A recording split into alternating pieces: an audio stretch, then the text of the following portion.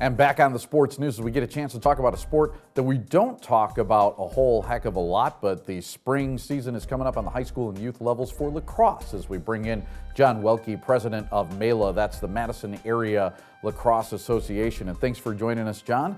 And let's talk a little lacrosse for people that don't know what that means. It's not just a city in Wisconsin, is it? No, it's not. It's not. It's one of the, actually one of the oldest sports in North America. Okay, and tell us a little bit about the sport, because I think was it played by Native Americans at one point? Yeah, that's correct. It is one of the oldest sports in North America.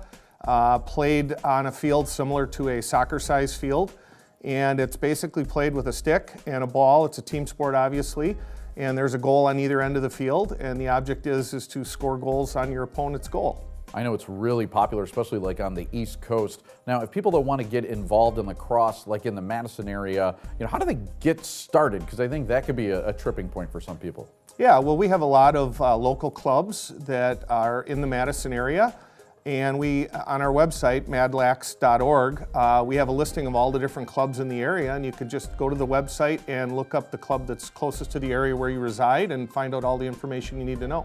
I mentioned off the top that, hey, it's spring, and so your season's about to get going. Well, when does the season start? How long does it run? Our high school teams will start this year on March 7th with their indoor practices, and some of them with outdoor practices. Games will start the first week of April, and they'll run to June 11th this year, which is when the state championship is. So now, how did lacrosse get started basically in the Madison area? How did that all get going?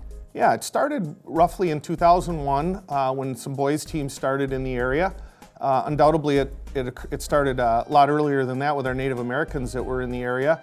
We do have some history that dates back into the 1930s with the UW here in Madison, having some club-type teams and some intramural teams.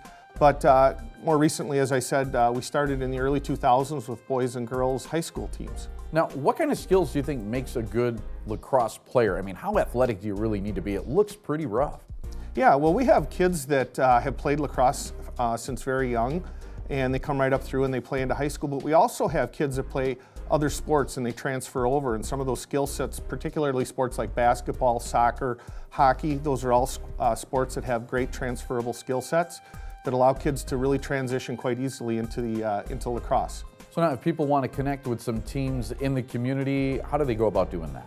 Yeah, there's a couple different ways. As I said earlier, you can go right to the MELA website. That's madlax.org. Real simple, madlax.org. Or you can actually just go Google your local community. For example, if you were from Sun Prairie and you just Google Sun Prairie Lacrosse, it would pull something up for you. And now, people that want to follow the sport then a little bit, what are some of the top high school teams in the area? Well, it varies every year. It's kind of an ebb and flow type season, like any other sport, where sometimes you have teams that for a number of years are very successful and have a lot of luck, and then they'll ebb and flow out of that. Some of the older teams are Verona, Sun Prairie, West Side. Those are some of the older teams that have been around a little bit longer than the other ones. John Welke, our guest from MELA here today talking lacrosse. Thanks for joining us, John. Thank you very much.